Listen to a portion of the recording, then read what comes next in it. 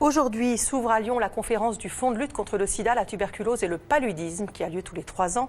Objectif, collecter 14 milliards de dollars pour venir à bout de ces épidémies d'ici 2030. Et le président de la République Emmanuel Macron sera présent et un dîner en l'honneur des chefs d'État et de gouvernement est organisé ce soir. Une quinzaine de pays a déjà annoncé sa contribution permettant de réunir les 3/4 du montant final. Mais la France n'a pas encore annoncé la teneur de sa participation. Et pour en parler, on accueille Cédric Daniel qui est le président du Conseil de AIDS Région Île-de-France. Bonjour. Bonjour. Bonjour. Pourquoi ce Fonds mondial de lutte, donc je le dis, contre le sida, la tuberculose et le paludisme a besoin de cette somme importante ? En fait, c'est indispensable parce que le rôle du Fonds mondial, c'est de collecter de l'argent de la part des pays les plus riches et puis de riches donateurs et en fait de le redistribuer aux pays les plus pauvres qui donc aujourd'hui ont moins ou pas les moyens de lutter contre ces 3 épidémies de sida, tuberculose et paludisme. Est-ce que vous avez l'impression qu'il y a un désintérêt plus ou moins grand des donateurs vis-à-vis de cette cause ou pas ? Alors le désintérêt, oui, peut-être effectivement dans un pays comme la France où on a la chance d'avoir accès à des traitements, d'avoir accès à des moyens de prévention, même si on continue de découvrir donc des séropositivités au VIH chaque année, on en découvre moins que dans d'autres pays, mais en fait aujourd'hui l'enjeu de ce fonds mondial, il est vraiment là, il est à l'international, il est pour aider, accompagner ces pays qui n'ont pas les moyens de lutter efficacement contre ces épidémies. On l'a dit, le président Emmanuel Macron sera présent ce soir. Quel rôle doit-il avoir dans cette conférence ? En fait, il doit avoir un rôle moteur puisque le Fonds mondial, en plus, il a été créé à l'initiative de Jacques Chirac en 2002. Donc voilà, il y a une époque où la France, à travers son président, a décidé vraiment de prendre le leadership au niveau mondial dans les luttes contre le VIH, la tuberculose et le paludisme.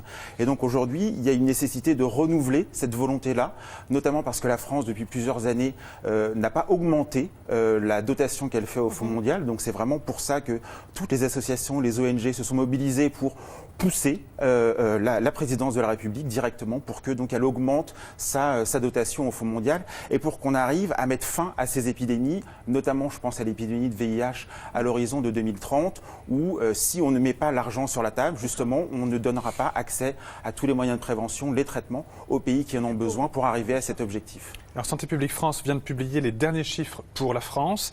Le nombre de personnes ayant découvert leur séropositivité au VIH a augmenté de 7%. Diminué, pardon. Diminué, non.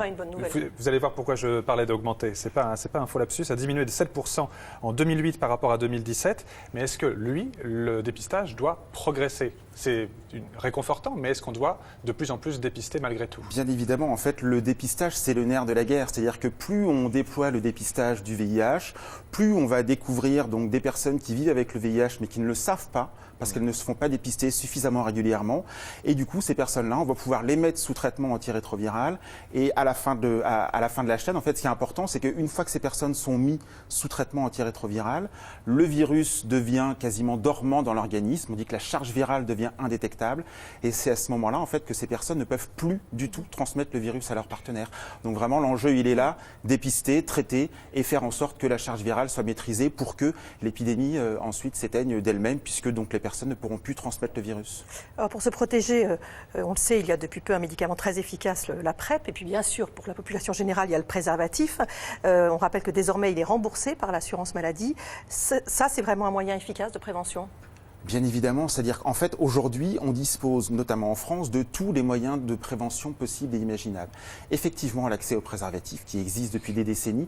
Aujourd'hui, donc depuis le 1er décembre de l'année dernière, effectivement, la ministre de la Santé a annoncé qu'il serait remboursé. Donc c'est encore plus une bonne nouvelle pour des personnes, notamment des jeunes pour qui ça représente un budget potentiellement conséquent. Mais on a aussi effectivement la PrEP qui est remboursée depuis début 2016 et donc qui concerne les populations les plus exposées, tout simplement, au VIH.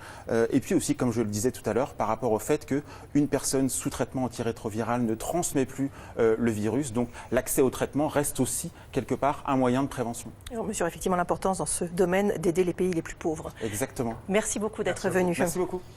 C'est désormais officiel, les décrets viennent d'être publiés.